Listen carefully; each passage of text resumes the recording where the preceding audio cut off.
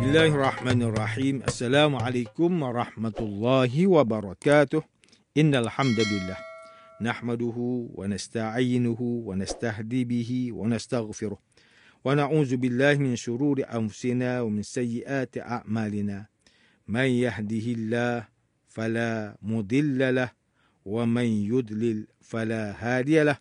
Asyhadu an la ilaha illallah wa asyhadu anna Muhammadan abduhu wa rasuluh. Allahumma salli wa sallim ala Sayyidina Muhammad wa ala alihi wa ashabihi wa tabi'in wa man tabi'ahum bi ihsanin ila yaumiddin.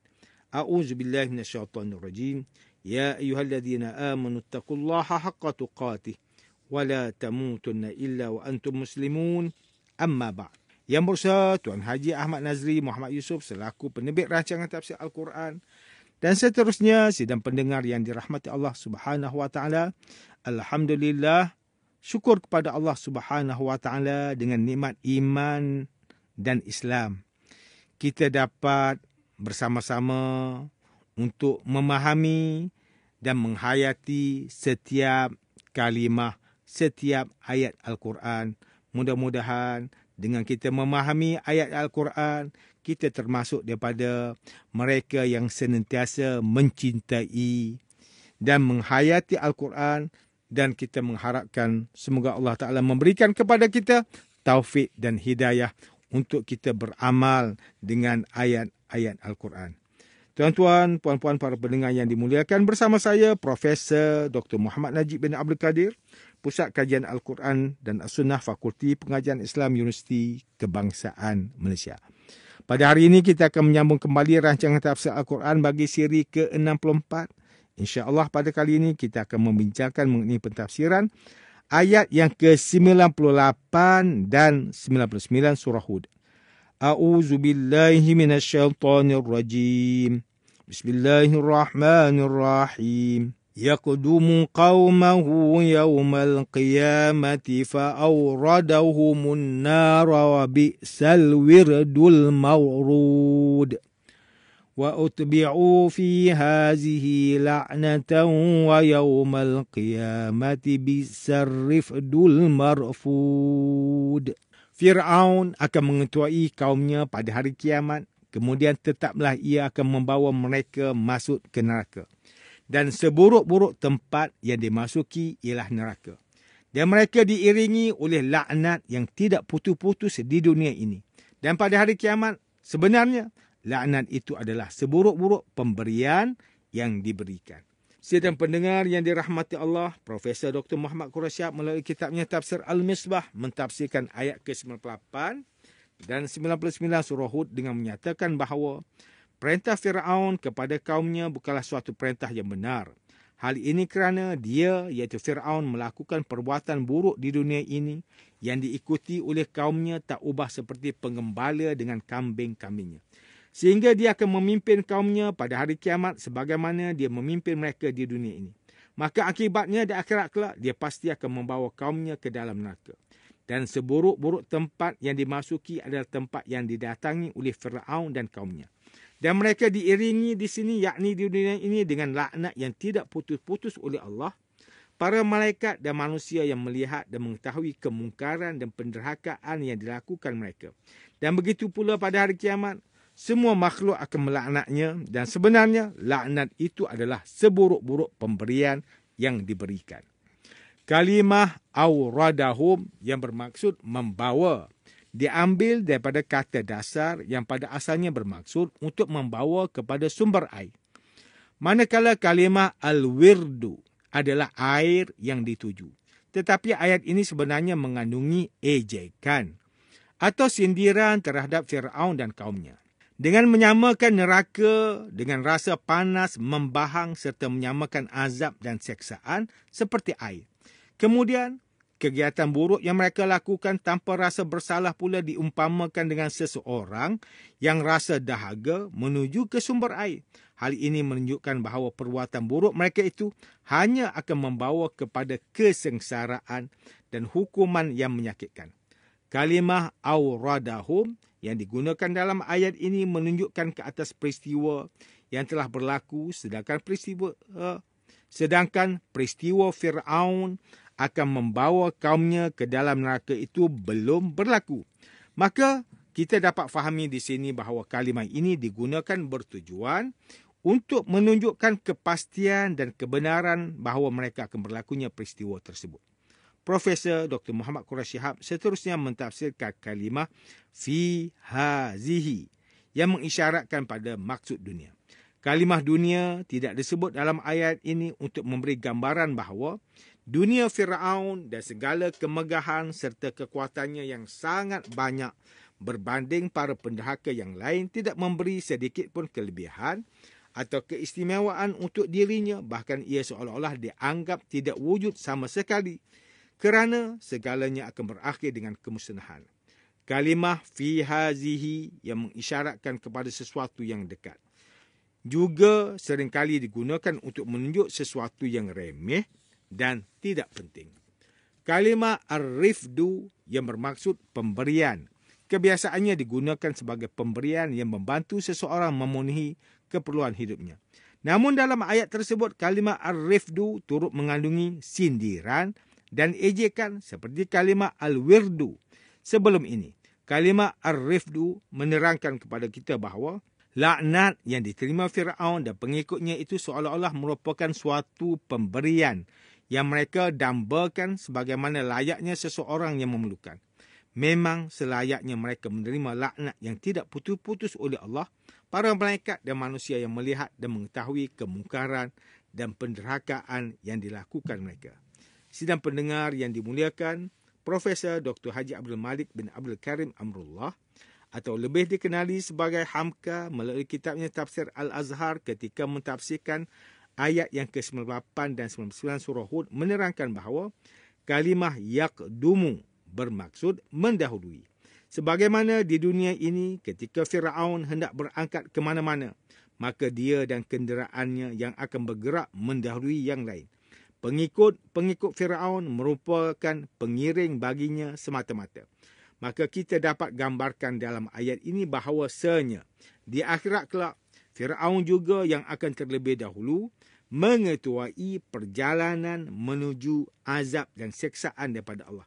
Kemudian, tetaplah ia akan membawa mereka masuk ke neraka. Ayat ini menerangkan bahawa Fir'aun dan pengikutnya akan berkumpul bersama menuju ke neraka. Dan seburuk-buruk tempat yang dimasuki ialah neraka.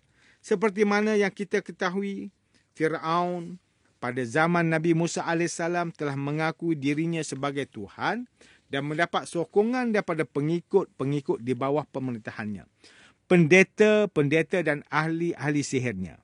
Maka kerana itulah Fir'aun mengetuai dan mendahului pengikutnya untuk masuk ke dalam neraka. Dan mereka diiringi oleh laknat yang tidak putus-putus di dunia ini dan pada hari kiamat. Ayat ini menjelaskan kepada kita bahawa Fir'aun dan pengikutnya telah dilaknat Allah sejak dari dunia lagi. Manakala situasi ketika mereka dihalau ke neraka merupakan laknat Allah yang kedua ke atas mereka.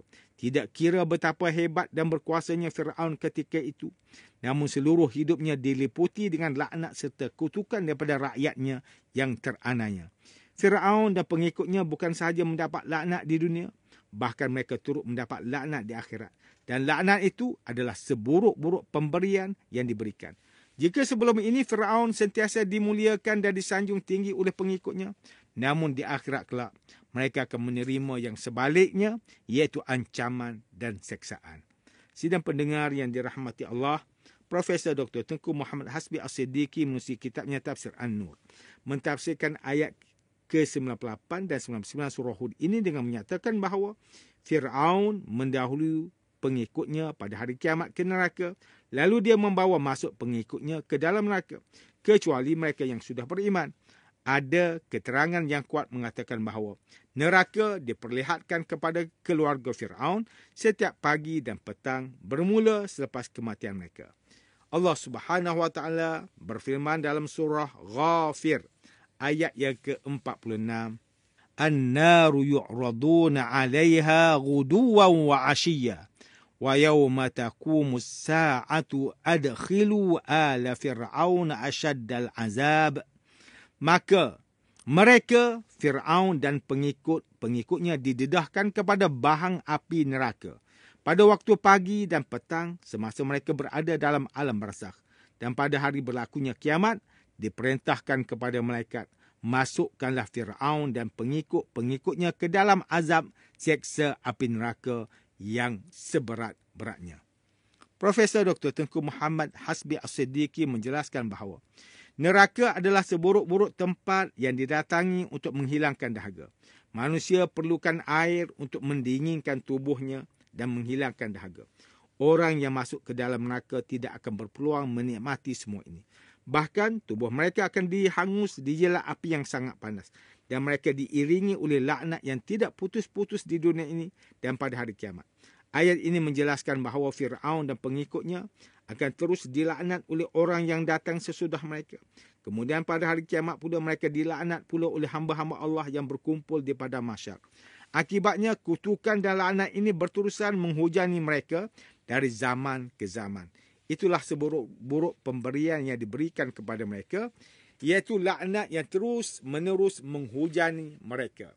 Manakala Profesor Dr. Haji Zainal Arifin Zakaria melalui kitabnya Tafsir Inspirasi mentafsirkan ayat ke-98 dan 99 surah Hud dengan menjelaskan bahawa manusia yang melakukan dosa yang berlawanan dengan fikirannya kemudian mengikuti pemimpin palsu yang mengakibatkan pengikutnya masuk ke dalam neraka diumpamakan seperti binatang ternak yang tidak berakal.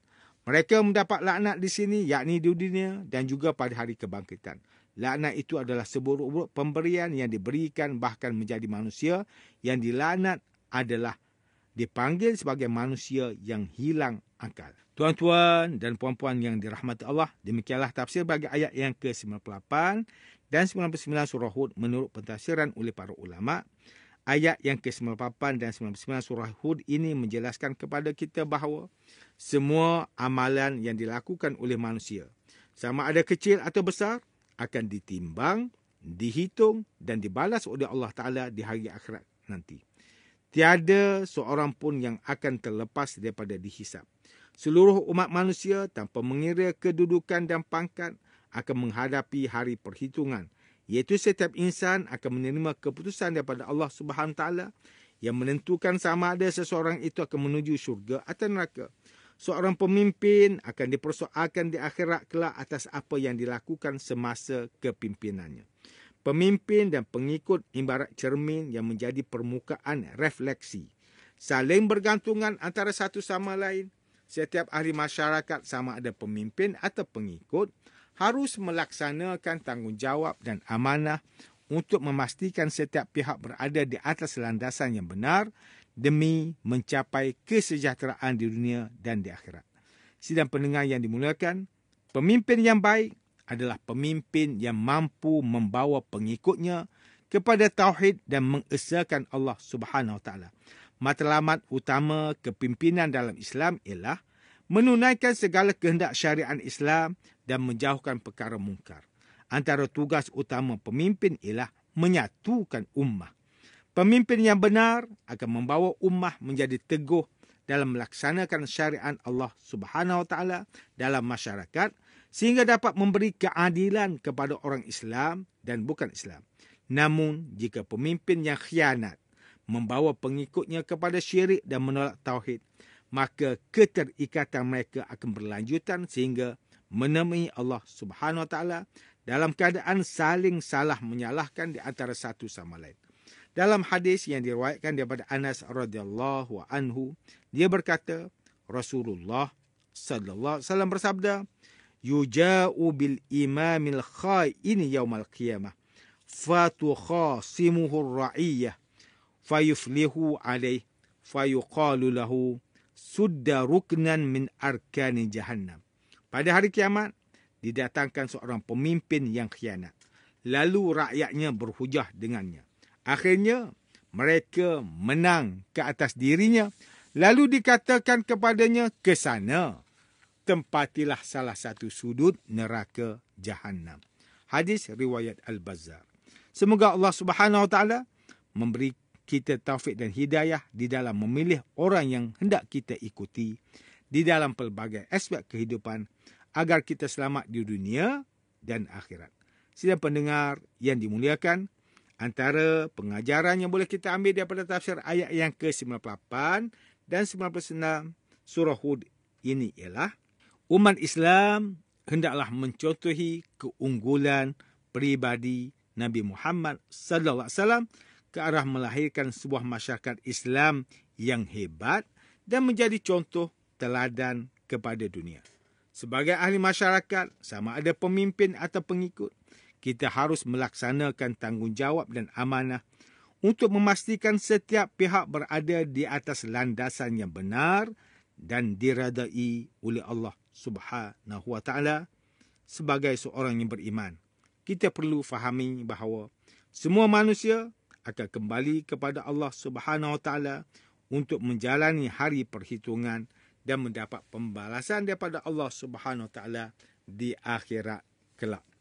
Sidang pendengar yang dirahmati Allah, sekian sahaja rancangan tafsir Al-Quran pada hari ini. Semoga kita semua mendapat manfaat daripada perbincangan ilmu ini. InsyaAllah, mudah-mudahan kita akan bertemu lagi pada siri rancangan tafsir Al-Quran yang akan datang. Wabillahi taufiq wal hidayah. Wassalamualaikum warahmatullahi wabarakatuh.